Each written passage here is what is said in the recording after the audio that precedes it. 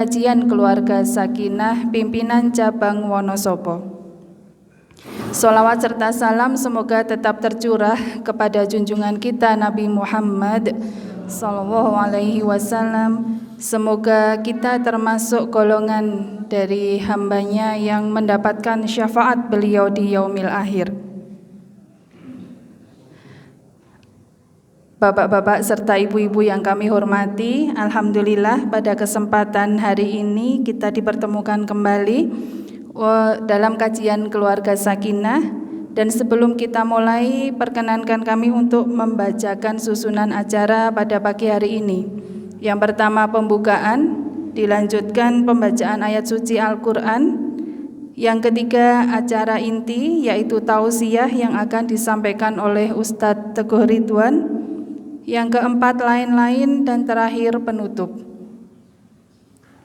Marilah untuk mempersingkat waktu kita awali kajian kita pada pagi hari ini dengan membaca basmalah bersama-sama, dilanjutkan doa menuntut ilmu.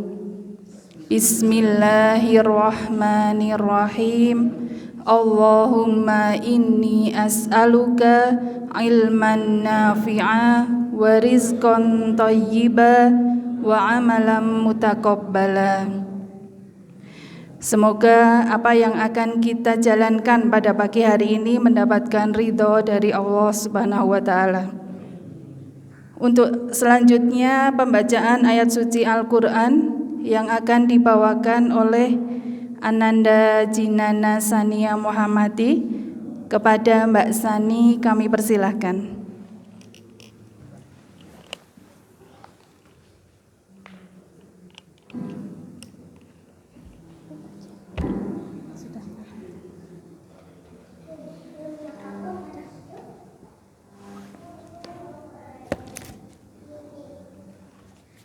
Assalamualaikum warahmatullahi wabarakatuh.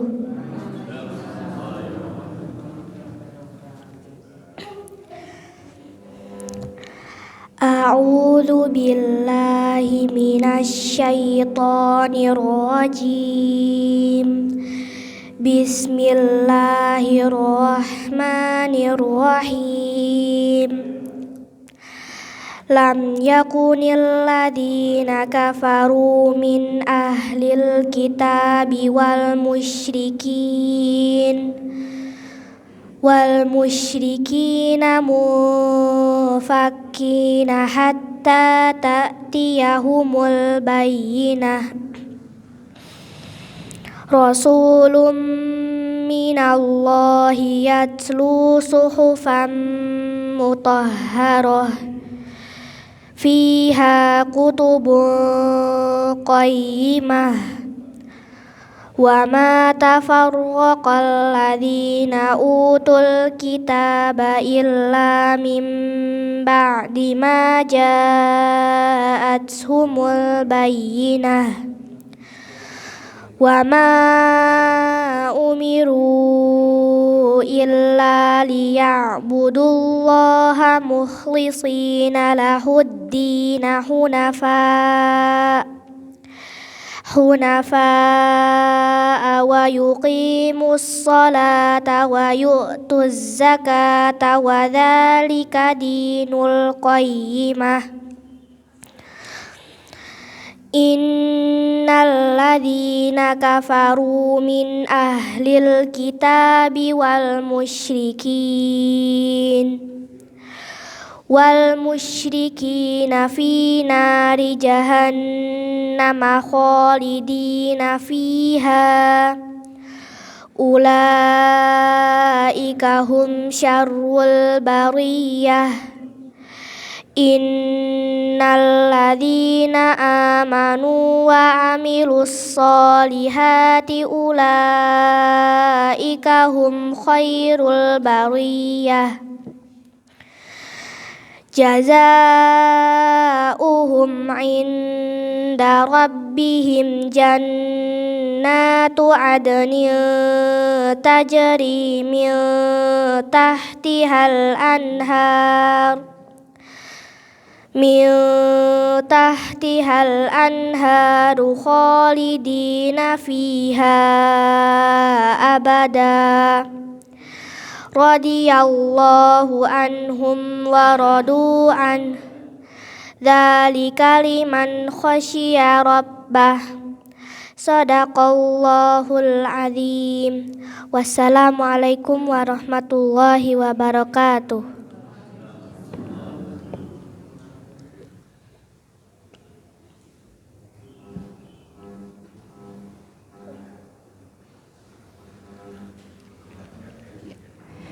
Jazakillah khairan katsiran kepada Mbak Sani yang sudah membawakan surah Al-Bayyinah, yaitu pembuktian ya, insyaallah membuktikan mana yang termasuk golongannya orang yang beriman dan orang-orang yang kafir. Untuk selanjutnya acara yang ketiga yaitu acara inti tausiah yang akan disampaikan oleh Ustadz Teguh Ridwan. Kepada beliau Ustadz Teguh Ridwan kami persilahkan.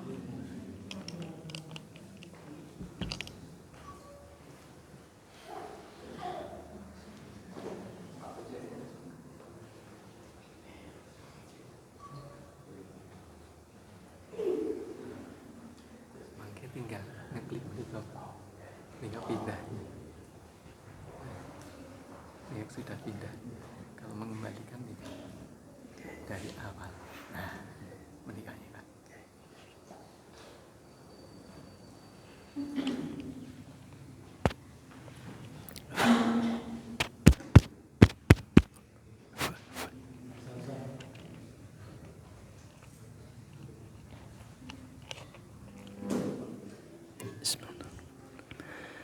Assalamualaikum warahmatullahi wabarakatuh.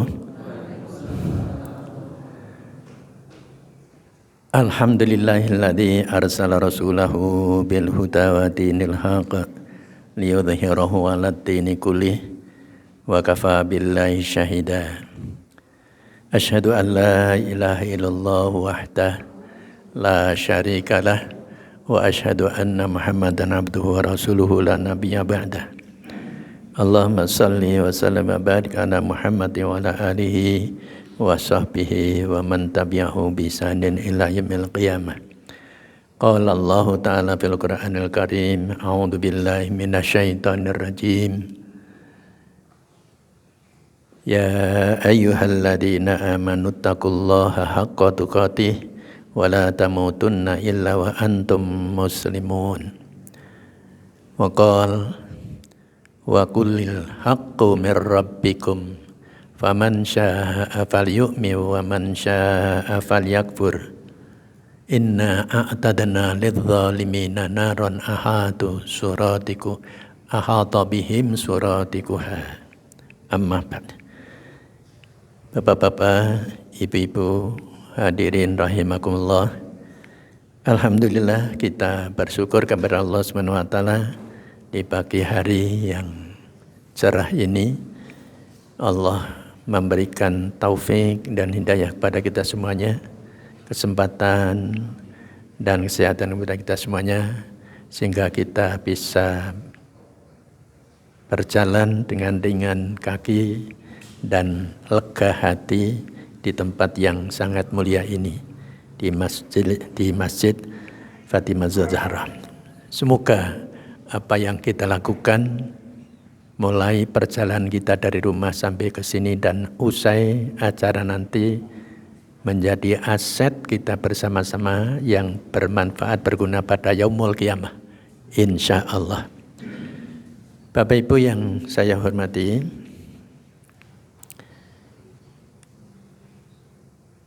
apa yang saya sampaikan sudah tertera tadi, memilih pemimpin.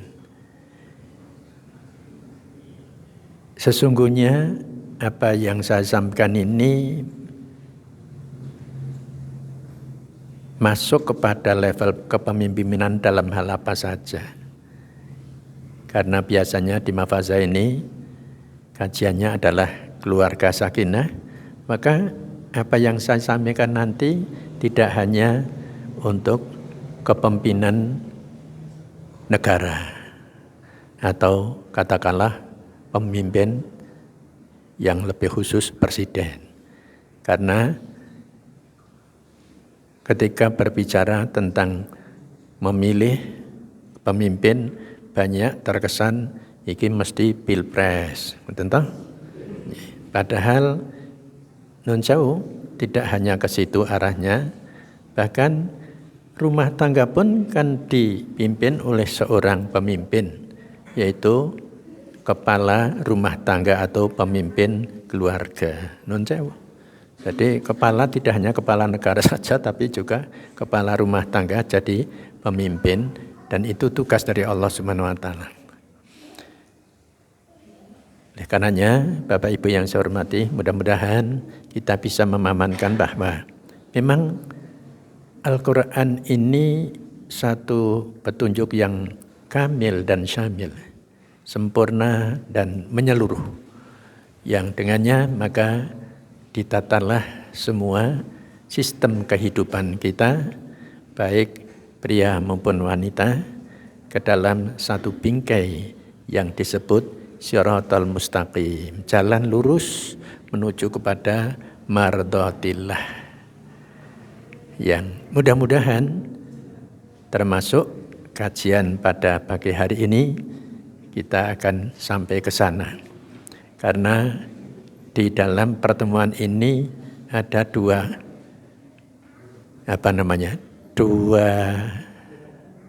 topik sekaligus, ya silaturahim, ya taklim, kan? Dua kegiatan yang jadi satu, dan itu sangat luar biasa karena kedua-duanya mengantarkan kita ke jalan surga. Silaturahim disebutkan di dalam hadis Rasulullah SAW ketika beliau Nabi SAW ditanya, alimni ma yudkhilinil jannah. Ya Rasul, mbok saya diajari perkara yang bisa masukkan saya ke surga. Apa kata Nabi? At'imut ta'am, berilah sedekah makan. Jadi sedekah ini satu. Yang paling senang Rasulullah menyampaikan adalah berupa makan. Karena itu nun jauh bisa diterima oleh segala tingkatan. Panjenengan sowan kepada orang yang berharta pun membawa makanan, apalagi yang disenangi mesti jadi kesenangan. Apalagi kepada orang yang tidak berpunya membawa makanan sangat bermanfaat. Makanan nun jauh lebih elastis, lebih fleksibel. Panjenengan sowan pada orang yang berharta kok membawa sedekah uang misalnya, itu menusuk perasaan. Kaya sugi-sugi yo ngoten nggih. Beda ketika kita sedekah makanan. Yang kedua, jalan ke surga wasilul arham. Nah, kita sekarang ini sedang silul arham. Sudah puluhan tahun mungkin saya tidak ke sini. Alhamdulillah dipertemukan dengan panjenengan semuanya. Ini silaturahim luar biasa pahalanya dan bermanfaat sekali di dunia wal akhirah insyaallah. Dan yang ketiga, jalan ke surga non jauh. Wasallu wan nasu niyam tadkhulul jannata bisalam. Salat ketika orang-orang sedang pada tidur. Salat napa niku? Tahajud nun jauh. Bagi yang sudah biasa, ya biasa enteng saja insyaallah. Apalagi sekarang HP-nya alarm disetel wis, tinggal nun jauh. Kadang-kadang manusia itu merasa berat. Selimut yang paling-paling tidak ada setengah kilo, rasanya setengah kintal abote nun jauh. Abot banget. Itu karena pinternya setan membuai kita untuk lupa kepada yang lebih utama. Padahal non jauh ini jalan yang ditunjukkan oleh Rasulullah SAW. Selamat kita dengan tiga hal itu: sedekah, silaturahmi, dan sholat tahajud. Yang tadi yang kedua, taklim, belajar. Belajar itu juga salah satu thariqon jalan yang menuju ilal jannah, ke surga Allah. Penting ilmu ini karena dengan ilmu ibadah kita akan menjadi sempurna, dengan ilmu kehidupan kita akan menjadi lebih baik insya Allah. Keduanya mengantarkan kita kepada hasanah fid dunya dan fil akhirah insya Allah. Bapak Ibu yang saya hormati, memilih itu sesungguhnya menjadi kebiasaan setiap orang. Bahkan menjadi satu kepastian. Orang harus memilih setiap hari. Dan jauh ibu-ibu, begitu wungu sare yang pertama apa Bu? Nopo wudu disit, nopo numpang ke caret disit. Milih ta itu. Kata sepele nun jauh. Bayangkan ketika ibu sudah numpang ke caret, yuk sholat. Syaratnya muningik, Allahu sumup kailan nun jauh. Sembayang disambi guduk wedang. Bapak-bapak nun sewu, ibu-ibu ketika mundut ke pakaian di toko ngarep ke bodoh, masya Allah repote bol-bolan mulai milih. Hampir semua toko dileboni, urung mesti pas. Cocok nun sewu, cocok bahane alus, ning nun sewu modele ora pas. Keliring nggih mboten patiya seneng. Wis cocok kabeh modele, kelire, regane sing ora seneng. Allah ya Rabbi. Itu masalah milih. Apalagi kalau memilih pasangan hidup ya Allah, harus istikharah supaya pilihannya tepat. Milih presiden luwih abot mending lah ini nanti. Mungkin nanti sampai ke sana mungkin. Oleh karenanya kita harus punya pedoman ketika memilih. Allah saja perintah supaya kita ini memilih kok. Allah saja perintah kita supaya memilih. Itu dalam surah Al-Kahfi ayat 29. A'udzubillahi minasyaitonirrajim. Wa qulil haqqu mir rabbikum. Katakan, semua kebenaran itu, semua yang benar itu dari Tuhanmu. Al di situ al-haqqu itu menurut ilmu nahwu listighraqil jinsi, memasukkan segala yang tercakup berupa kebenaran. Jadi semua kebenaran apapun wujudnya, maka yang paling sumber utamanya adalah mir rabbikum, dari Tuhan. Allah menjadi al-haq. Kan di dalam Asmaul Husna Allah disebut al-haq juga, yang maha benar. Faman syaa falyu'min. Nah, ini pilihan ini. Siapa yang mau percaya, silakan. Percayalah. Saya mau iman, imanlah. Faman syaa falyakfur. Yang mau kafir, kafiro. Bahasanya tegas, lugas, dan non sewu, gampang dipahami. Pilihan. Ini pilihan yang paling berat karena ketika kita sudah beriman, artinya kita siap apapun yang akan kita lakukan ini menyesuaikan diri dengan pilihan Allah. Allah kan tidak pernah berbuat yang buruk. Allah senantiasa membimbing kita semuanya untuk ke jalan yang terbaik fid dunya wal akhirah. Adapun Allah menyediakan neraka, siksa, itu kan karena perbuatan manusia, bukan karena Allah perintahkan kamu supaya maksiat, tidak. Allah menghendaki kita semuanya ini, semuanya berbondong-bondong, wasiqal ladina amanu ilal jannati sumara, berbondong-bondong ke dalam surga. Maka siapa yang ingin beriman, berimanlah. Wa man syaa'a falyakfur. Siapa yang ingin kufur, kufurlah. Iman dan kufur ini memisahkan kita semuanya cara hidup nunsewu. Cara hidup kita. Dan cara hidup orang yang tidak beriman. Dan nunsewu, sudah lama kita mendengar istilah politik identitas. Anda tahu, Pak? Gitu? itu memang sengaja dihembus-hembuskan oleh orang-orang yang memilih falyakfur. Itu pilihan mereka, sekuler, tidak beriman kepada Allah, tidak beriman kepada hari akhir. Orang wis mati ya wis nun sewu ora dadi apa-apa nun sewu. Itu memang mereka, sehingga ketika kita edik piring niku napa bahasa Indonesia nih? Aneh ta tuh. Jenengan mboten bersesta edik piring, nek teng desa edik piring itu ya, kalau bahasa Indonesianya yang gampang ya mesti ngono, mesti gitu. Jadi ya, jadi orang Islam memang semuanya harus dikembalikan kepada yang Allah mauni, yang Allah kehendaki, kebaikan pada kita. Maka non sewu, berbicara apapun kita harus berdasarkan Al-Quran dan As-Sunnah. Termasuk masalah kepemimpinan ini.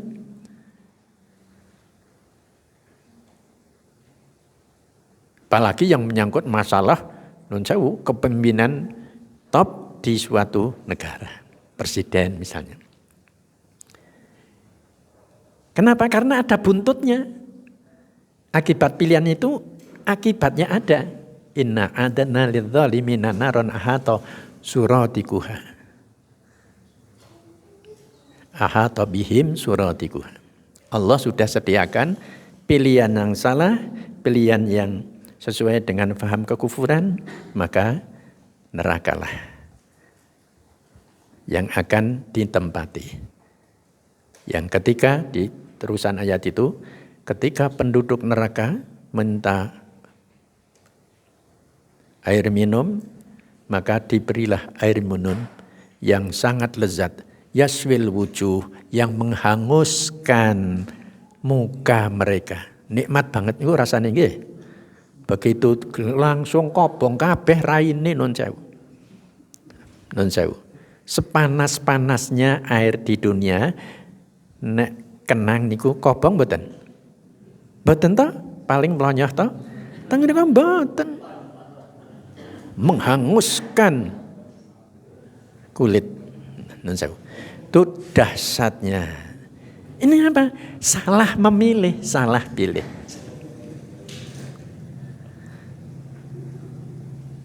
Itu sebagai tanda bagaimana kita kalau harus memilih. Dalam level yang paling tinggi di suatu negara, maka kita memilih pemimpin. Kenapa menjadi penting? Non sewu, karena pemimpin itu baik dalam level yang paling kecil rumah tangga, pemimpin rumah tangga, bapak-bapak ini non sewu. Memang Allah memberikan kepemimpinan dalam rumah tangga itu kepada pria juga. Dia akan menentukan akan dibagaimanakan rumah tangganya. Kalau presiden juga begitu. Dia sudah punya ide, gagasan dan apa yang harus dilakukan selama kepemimpinannya. Pemimpinlah yang mengambil kebijakan. Itu yang paling penting, kekuasaan. Dengan kekuasaan itu, maka selembar kertas dengan tanda tangannya akan bisa merubah semua yang dipandang tidak sesuai dengan kehendaknya. Contoh, non sewu, ini contoh real nggih. Di Jakarta ada sebuah hotel namanya Alexis. Sampun pirsa Bapak-bapak Ibu-ibu? Sampun nate. Nggih mireng nggih. Ning gambare cetha niku tingkat pinten niku, tingkat 12 napa tingkat pinten? Di situ non sewu memang spesial, hotel spesial untuk bersenang-senang dengan segala macam disediakan. Sampai yang paling istimewa adalah ya ada pelem istimewa, pelembuan, non sewu, minuman keras, perjudian, segala bentuk kemaksiatan ada di situ. Hanya orang-orang berduit tentunya yang ke situ, dan memang orang yang fahamnya yaitu Falyakfur itu tadi memilih kekufuran. Tapi ketika berganti pimpinan, padahal sudah sebelumnya itu sudah didemo puluhan bahkan ribuan orang non Jawa, tidak mempan. Ketika gubernurnya berganti Pak Anies, maka dengan secarik kertas dan tanda tangan beliau tutup. Tidak ada yang bisa menentang. Itu real, kenyataan. Jadi betapa pentingnya kekuasaan itu, kepemimpinan itu bagi suatu negara, suatu daerah.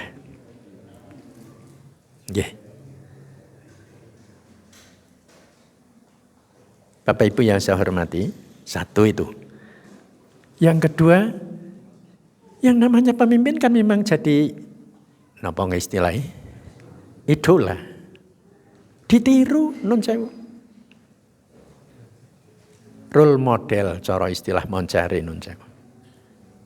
Ketika yang memimpin itu nun sewu, orang yang benar ke bawah jadi benar semuanya. Sebaliknya ketika pemimpinnya adalah orang yang tidak baik, maka nun sewu banyak orang yang menirunya juga nun sewu. Orang-orang yang tidak kuat iman gampang meniru. Lah seneng arep ya kaya ngono kok. Itu bahasa disane begitu itu. Karena memang pemimpin itu mesti otomatis akan ditiru oleh bawahannya atau masyarakat yang dipimpinnya. Dan itu real, nyata.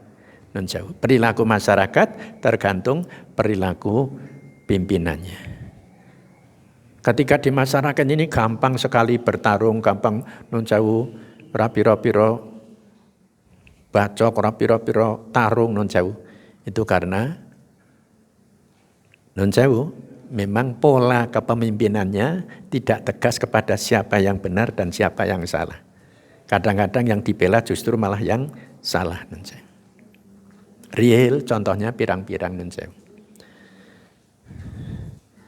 Dan harus kita sadari bahwa apa yang akan kita pilih atau yang sudah dipilih ini dalam bentuk apapun, sekecil apapun itu akan ada pertanggungjawabannya besok pada yaumul qiyamah. Wa may ya'mal mithqala dzarratin khairan yarah wa may ya'mal mithqala dzarratin syarran yarah. Tidak hanya ditunjukkan nun sewu. Justru ada balasannya nun. Kalau hanya ditunjukkan saja kan nun sewu. Seperti rapot nun sewu. Rapotnya elek nun sewu. Kan orang munggah kan otomatis gitu. Tapi kalau rapot kita jelek di hadapan Allah Subhanahu wa taala nun sewu. Kecelakaan lah. Dan Al-Quran memberikan informasi kepada kita banyak besok orang-orang yang menyesal ketika salah pilih teman, salah pilih pemimpin. Ya wailata laitani lam attakhidhu fulanan khalilan. Celaka sekali saya ini, kenapa saya pilih dia, kenapa saya jadikan dia sebagai teman, sebagai idola. Ini peringatan dari Allah Subhanahu wa taala. Oleh karenanya betapa pentingnya pilihan kita ini yang akan menentukan nasib kita di dunia dan di akhirat. Di dunia kalau salah pilih pemimpin 5 tahun, ya remek 5 tahun, 10 tahun ya wis 10 tahun jan remek temenanan. Ya toh? Sandingi beras larang napa murah, Bu? Beras larang napa murah, Bu? Tombo. Pun napa malih bangsane pensiunan kaya kula niki Mas. Alhamdulillah ngoten mon. Non sewu itu real kita rasakan betul non sewu. Sekali lagi kepemimpinan ini akan menentukan bagaimana dunia dan akhiratnya. Dan non sewu kalau umat Islam ini mau belajar sungguh-sungguh non sewu, Islam itu mengajarkan kepada kita segala macam, tadi sudah saya sampaikan. Islam itu kamil dan syamil, sempurna dan menyeluruh. Apa-apa ada di dalam Islam nun sewu. Termasuk kepemimpinan, cara memilih juga begitu. Oleh karenanya bahkan Allah memberikan janji kepada kita. Sekarang kan ditakuti toh kalau ada faham yang namanya khilafah. Wah, sampai dibubarkan organisasinya. Napa niku? HTI, Hizbut Tahrir. Dibubarkan. Karena ketakutan dengan bangkitnya kekhalifahan Islam. Indonesia sudah memilih dasar negara Pancasila. Dan itu kesepakatan para ulama-ulama kita nun sewu. Itu kesepakatan. Dan Pak Karno ketika berpidato di dalam BPUPKI nun sewu, silakan umat Islam memperjuangkan keinginannya untuk berislam melalui legislatif. Dan sekarang ini sudah sebagian perjuangan teman-teman kita di DPR untuk memilih perundang-undangan yang Islami sudah terkabul nun sewu. Contohnya ini nun sewu. Kita juga harus tahu bahwa sebagian cara perundang-undangan Islam sudah ada yang dikabulkan resmi. Dalam zaman Pak Harto ada 2 yang paling penting, yaitu undang-undang apa nggih? Undang-undang perkawinan. Nggih gampang ini Bu. Undang-undang perkawinan. Tahun 72 nggih, 72. Nggih. Itu semuanya non sewu Islami semuanya. Ada batasan untuk poligami non sewu yang mungkin ada yang tidak pas sekali dengan sunnah Rasulullah SAW, namun tujuannya untuk kebaikan dengan izin istri non sewu. Padahal di dalam syariat kan tidak, tapi dibolehkan dengan seizin istrinya yang pertama non sewu. Setuju mboten Bu? Wow, langsung janji. Wes mesti ngotot mboten non sewu. Ibu-ibu kenapa begitu takut? Kenapa begitu fobi? Padahal Islam itu sudah memberikan syarat yang sangat berat. Nun sewu. Mbok saya tari, mboten gelem, mboten kersa bapak-bapak sinten sing remen poligami ngacung. Loh, mboten nonton jenengan oleh jan nun sewu. Baiklah nun sewu. Yang penting nun sewu. Ibu-ibu nun sewu saya nyun masalah poligami ini. Penjenengan senang tidak dengan ayat poligami? Nyun perso jujur saja, jawab. Nun? Wong seneng napa mboten kok dengan ayat mboten usah poligami ini, dengan ayat poligami ini seneng mboten jenengan? Seneng? Seneng mboten Bu? Nah. Ibu-ibu ini penting nun sewu. Perhatikan kaum ibu. Kalau penjenengan benci dengan ayat poligami berarti penjenengan membenci salah satu ayat Al-Quran. Ini resikonya. Benci kepada Allah. Ayo wani jenengan. Oh niki masalah akidah soalnya Al-Quran. Sebab non sewu umat yang terdahulu itu yu'minuna bi ba'd wa yakfuruna bi ba'd. Senang kepada ayat yang satu tapi tidak senang kepada ayat yang lain. Mereka diazab oleh Allah kok non sewu. Jadi penjenengan semua kalau benci kepada ayat yang mengatur poligami berarti penjenengan Masya Allah naudzubillah. Nah, bapak-bapak tidak kerso poligami non sewu. Meskipun janjane kepengin nggih mboten Pak. Kepingine trok non sewu, tapi tidak berani karena tanggungannya berat, karena syaratnya berat. Allah ta'dilu fawahidah. Kalau tidak bisa berlaku adil, satu saja. Tenang Bu, alhamdulillah. Baik, teruskan jurtukan kuno bareng. Allah sudah menjanjikan masalah kepemimpinan ini yang disebut khilafah. Wa'adallahu alladziina aamanu wa'adallahu alladziina aamanu minkum wa 'amilus shalihati la yastakhlifannahum fil ardi kama stakhlafal ladziina min qablihim wa liyumakkinanna lahum dinahumul ladzi lahum wa la yubaddilannahum min ba'di khaufihim amna ya'budunani la yusyrikuna bi syai'a wa man kafara ba'da dzalika fa ulaika humul fasiqun. Intinya Bapak Ibu, Allah menjamin ketika mukmin kita semuanya itu betul-betul beriman kepada Allah, kemudian beramal soleh, kemudian tidak mempersekutukan Allah dengan apapun, akan dijamin dua hal. Akan bisa memperoleh kepemimpinan. Yang kedua, akan bisa merasakan kenyamanan di dalam kehidupan bermasyarakat. Itu jaminan kalau kita ini baik kita sendiri maupun pemimpin yang kita pilih adalah orang-orang yang mukmin dan orang-orang yang ahli beramal soleh tanpa kemusyrikan sama sekali. Itu jaminan Allah. Oleh karenanya, betapa pentingnya masalah ini untuk kita semuanya pahami. Namun Rasulullah SAW mengingatkan kita. Ada peringatan dari Rasulullah SAW. Qala Nabi SAW, man waliya min amril muslimina syai'an fawalla rajulan wa huwa yajitu man huwa aslahu minhu faqad khanallaha wa rasulah. Rawahul Hakim fi sahihihi.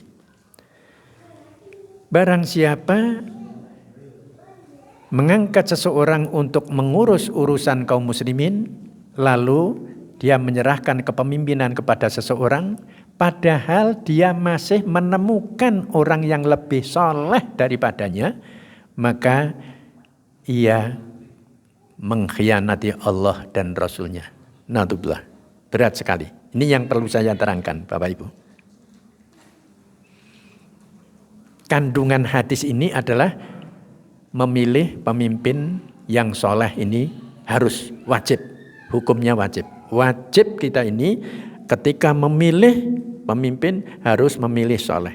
Ibu-ibu ketika memilih pasangan hidup harus memilih pasangan yang soleh. Nah, ini kok di kelompok berikutnya. Sebab nek mboten sengsara teruslah nun sewu. Harus orang yang soleh. Nah, sekarang masuk ketika kriteria soleh itu yang bagaimana? Orang yang soleh itu yang bagaimana? Saya mengambil contoh pemimpin yang soleh itu Surah Al-Anbiya ayat 21, surah ke-21 ayat 86. A'udzubillahi minasyaitonirrajim. Wa adkhalnahum fi rahmatina innahum minas shalihin.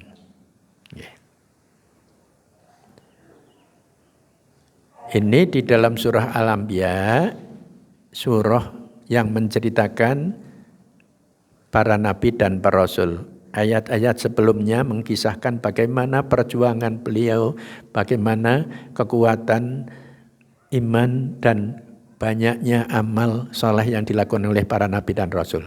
Maka ayat ini seolah-olah kemudian menegaskan, kami telah masukkan mereka semuanya di dalam rahmat kami.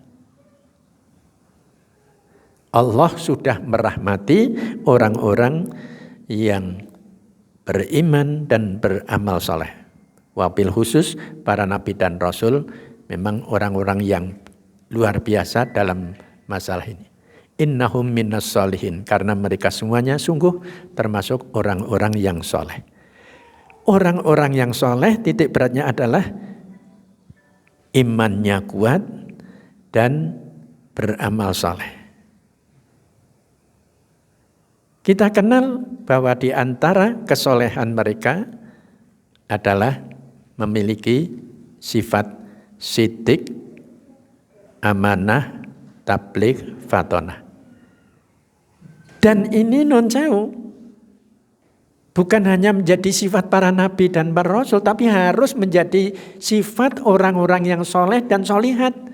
Jadi sidik, amanat, tabligh, fatonah itu harus menjadi sifat kita semuanya. Bukan hanya sifatnya para nabi dan para rasul. Kita wajib meniru sesuai dengan kemampuan kita masing-masing. Sidik, nun sewu, sidik. Saya mulai dari sidik. Jujur. Nabi pasti jujur. Monggo kita semuanya meniru Nabi. Aja seneng ngapusi.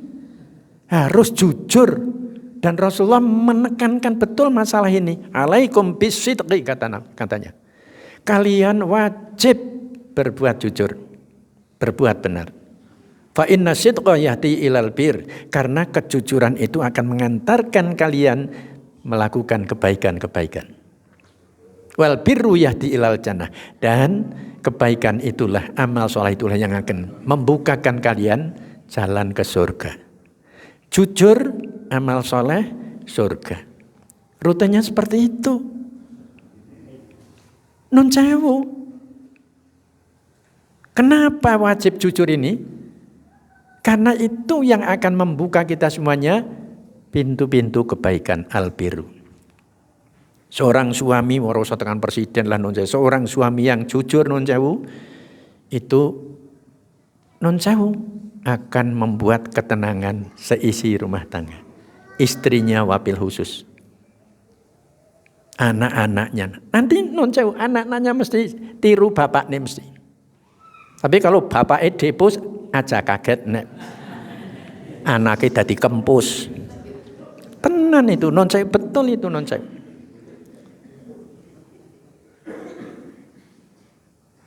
Wa iyyakum wal kadzib, hati-hati kalian melakukan kedustaan. Fa innal kadziba yahdi ilal fujur, karena dusta itu, goroh itu, ngapusi itu akan mengantar kalian kepada perbuatan dosa. Wal fujur yahdi ilan nar. Dosa nanti akan mengantarkan kalian ke neraka. Mari kita lihat dua sifat yang bertentangan ini, jujur dan dusta. Bertolak belakang. Yang satu mengantarkan kepada kebaikan, yang kedua mengantarkan kepada keburukan. Dan biasanya kalau orang itu dusta pertama, nanti dia akan menambahi dustanya untuk menutupi dusta yang sudah pertama tadi. Non sewu itu sudah jadi dalil. Non jauh, contohnya misalnya saya dusta kepada istri. Pensiunan saya berikan pada istri, iku wis kabeh Bu. Dene ukur semene tok. Biasane ora semene luwih akeh Kak. Oh, ngeki ana potongan-potongan. Padahal tak umpetke nang kaos kaki. Misalnya non jauh. Nah, saya mengambil contoh ya sakit hati. Dilalah sedang akan mencuci geledah-geledah, termasuk kaos kaki dikumbah konangan ana duwite. Lha iki duit nang kaos kaki duwite sapa Pak? Lho kowe ndeke kancane nyong silian arep tak nggo nyarutang. Nah, sudah menutupi dustanya dengan dusta. Non sewu, mungkin malah mengajak teman-teman saya untuk ikut berdosa, ketemu ibune yo takon ngajak wong liya ikut berdusta, itu jeleknya dusta. Apalagi kalau kepala negara berdusta non sewu.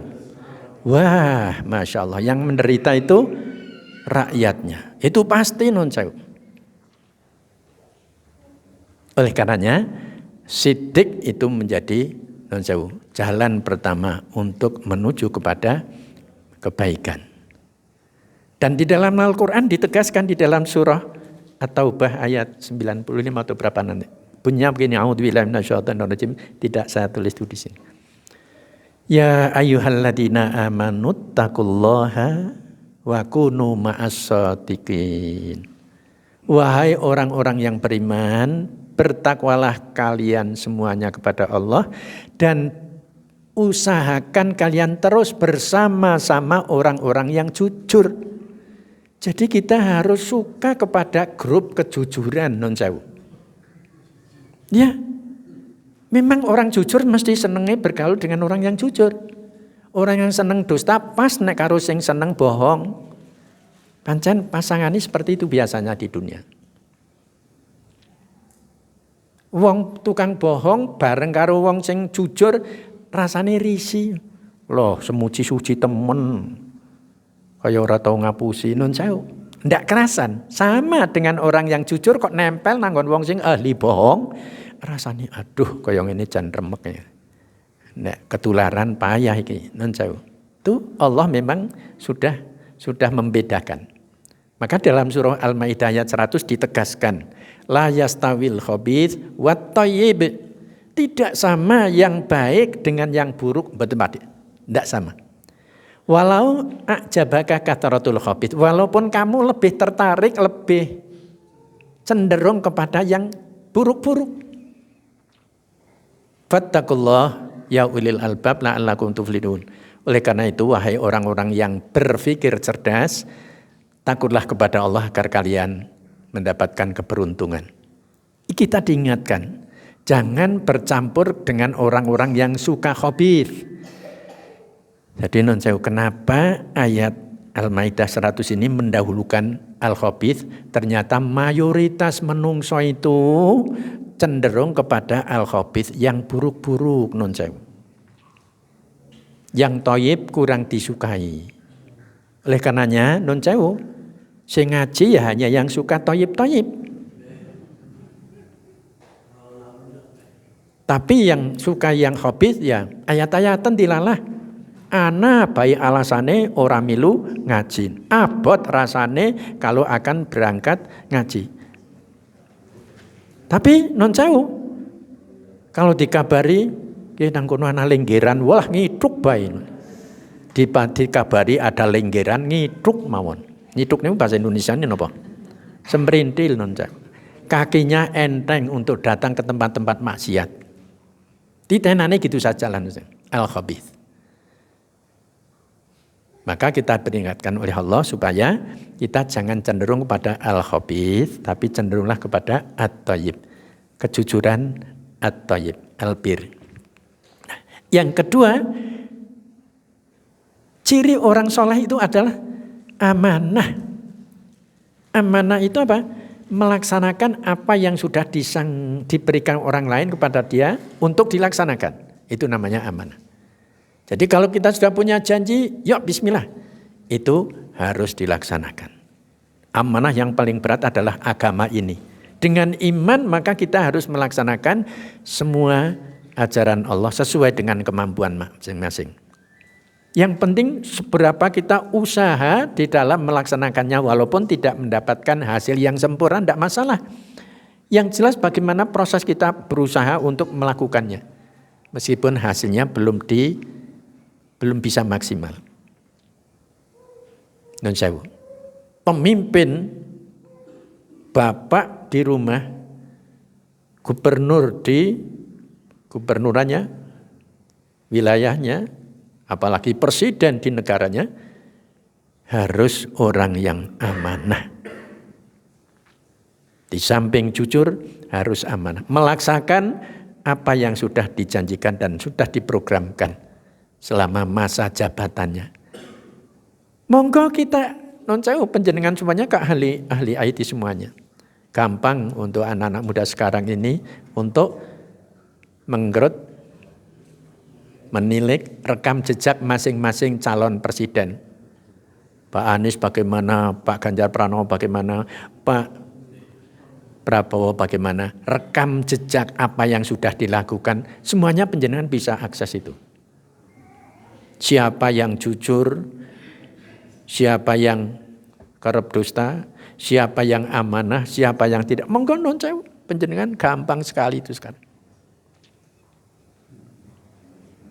Amanah ini menjadi penting sekali karena di situ ada nilai ya kejujuran, ya kesungguh-sungguhan di dalam melaksanakan tugas sebagai pejabat yang sudah disumpah. Saya disumpah ini. Sudah disumpah. Apalagi presiden dengan sejujur-jujurnya, dengan sesungguh-sungguhnya akan melaksanakan semua konstitusi. Ketok endi sing amanah, endi sing ora ketok.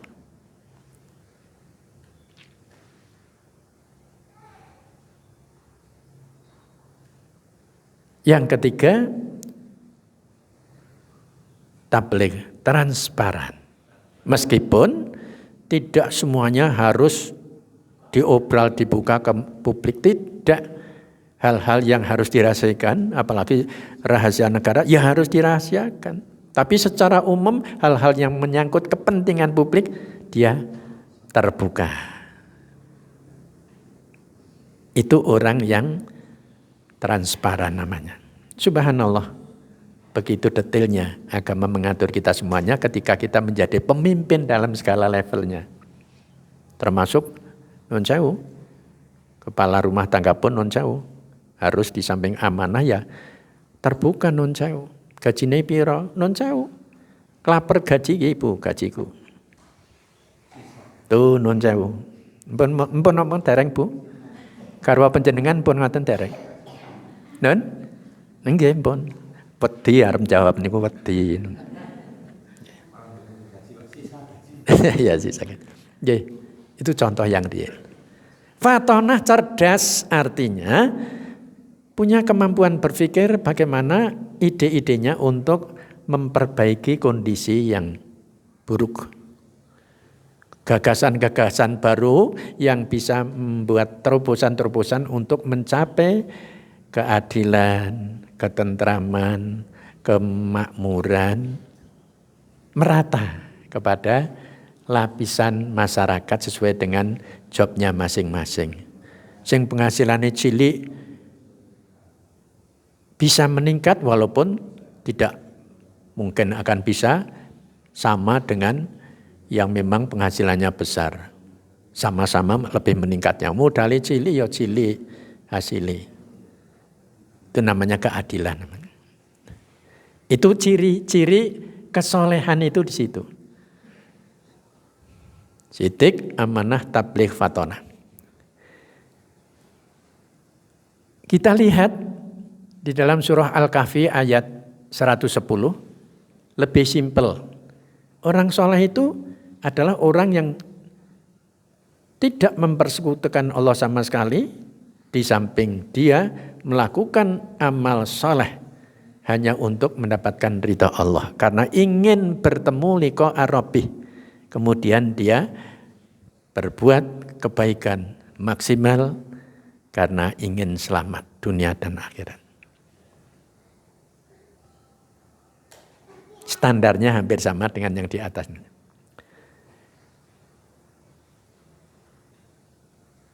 Termasuk non sewu, bagaimana seorang berakhlakul karimah. Akhlakul karimah itu adalah termasuk bagian daripada amal soleh. Menjadi ciri-ciri kesalehan. Ucapan-ucapannya tidak menusuk orang lain, tidak ada kata-kata yang menceradai, menyakiti orang lain. Dan sebagainya, dan sebagainya. Hampir masih 10 menit lagi.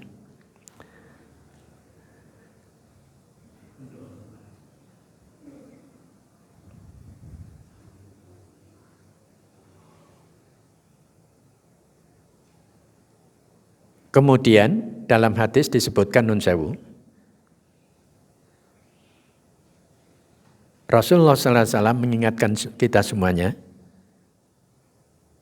akhlakul karimah ini salah satu kemurahan Allah bagi kita setiap mukmin agar besok hisabnya ringan. Karena dengan akhlakul karimah bobot amal soleh kita ini bertambah.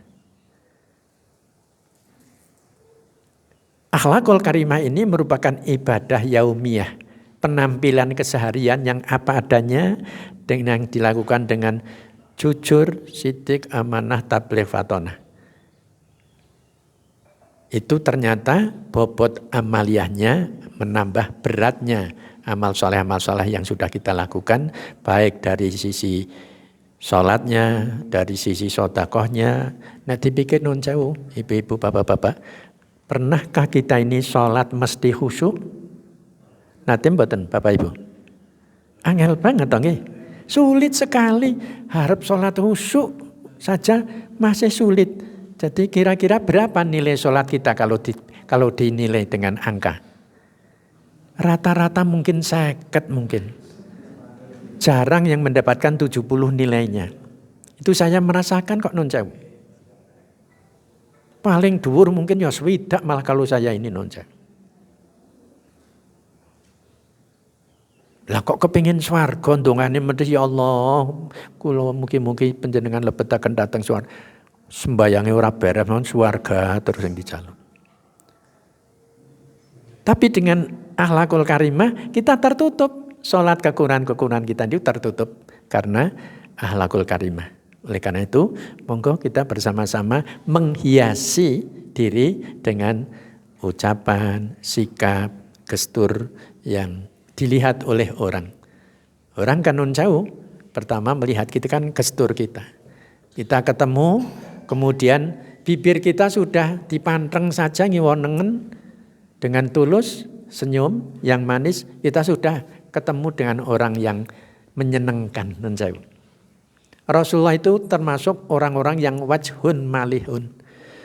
Orang yang senantiasa berwajah ceria, cerah.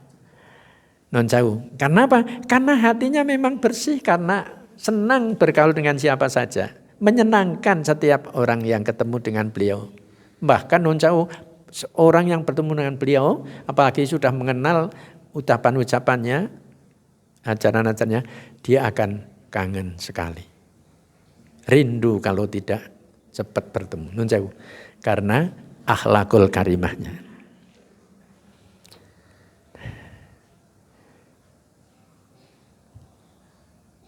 Nah, yang kedua, pungkasan ini ya, terakhir. Rasulullah SAW mengingatkan, kalau kita sudah tahu siapa yang terbaik di antara yang akan kita pilih, kok kita milih yang lebih buruk, yang non sewu nggih. Nilainya di bawahnya, kita dipandang faqad khonallah wa rasulah, berkhianat kepada Allah dan Rasulnya. Jadi salah pilih masalah kepemimpinan ini berakibat kepada anggapan Allah dan Rasulnya dikhianati oleh kita. Kita berkhianat kepada Allah dan Rasulnya. Masya Allah, berat sekali Bapak Ibu non sewu. Berat sekali. Ayat yang bertalian dengan masalah pengkhianatan ini Allah sebutkan di dalam surah Al-Anfal ayat 27. Ya ayyuhalladzina amanu taqullah. Ya ayyuhalladzina amanu la takhunullaha wa rasulah wa takhunu amanatikum wa antum ta'lamun. Wahai orang-orang yang beriman, jangan kalian berkhianat kepada Allah dan Rasulnya. Dan berkhianat kepada amanah yang kalian sudah sanggupi. Padahal kalian semuanya tahu tentang itu. Bapak Ibu, ada sebab nuzul ayat ini. Seorang sahabat Nabi namanya Abu Lubabah. Dia berkhianat karena apa? Menyampaikan sesuatu kepada orang lain, bahkan kepada musuh. Yang non-tahu, dia sendiri bahkan belum tahu, mungkin hanya karena guyon, atau menakut-nakuti. Jadi satu ketika Bani Quraidah itu kan setelah perang Khandaq, perang Tabuk, perang Parit katakanlah. Itu Bani Quraidah berkhianat ketika itu karena membantu musuh yang sudah mengepung kota Madinah ini. Ada hubungan-hubungan rahasia. Diketahui oleh Rasulullah SAW, maka setelah aman, orang-orang pasukan Ahzab itu kalah sudah.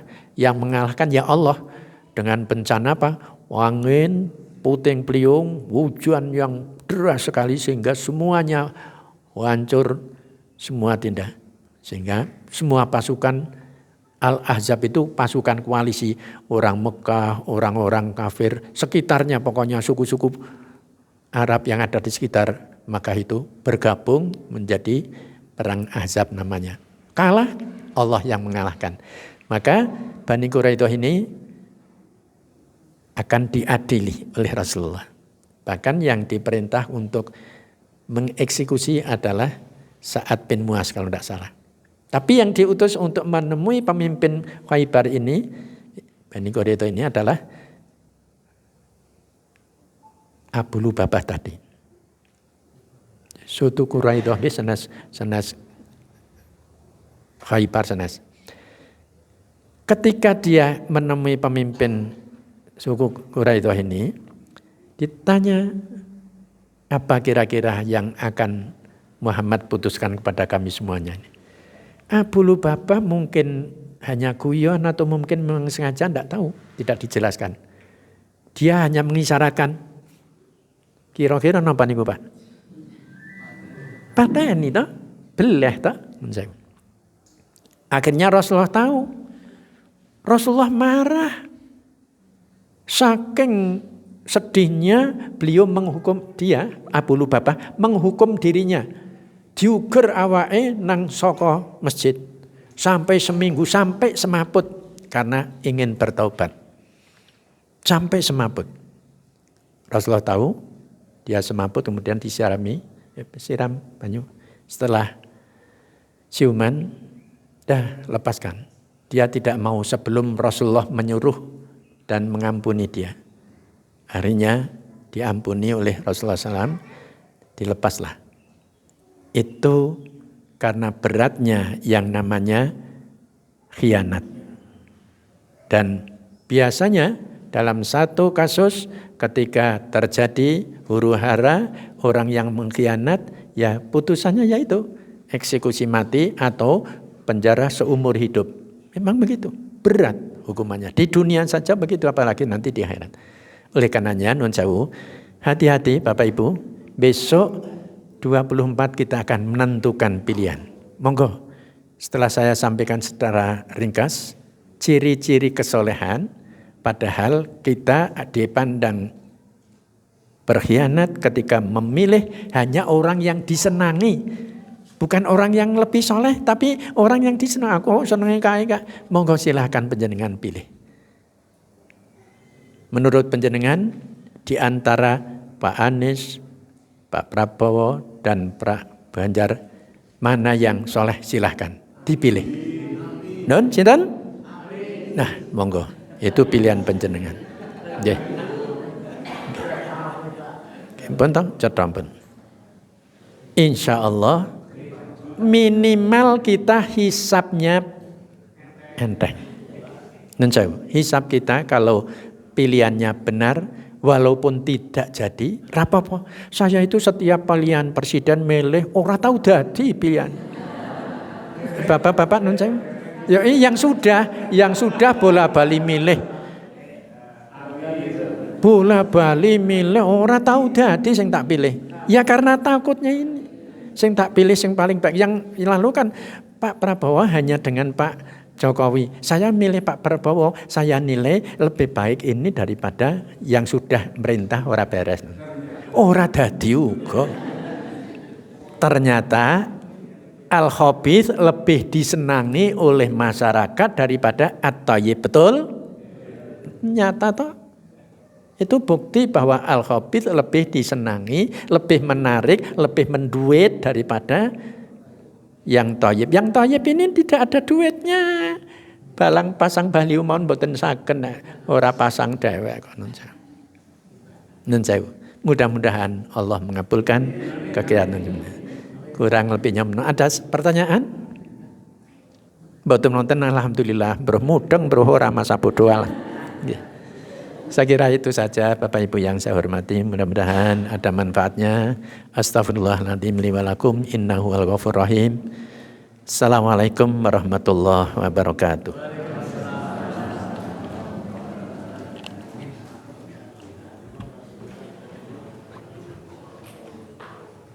Kalau orang ngerti nek sing kangkung nang kene jebulan.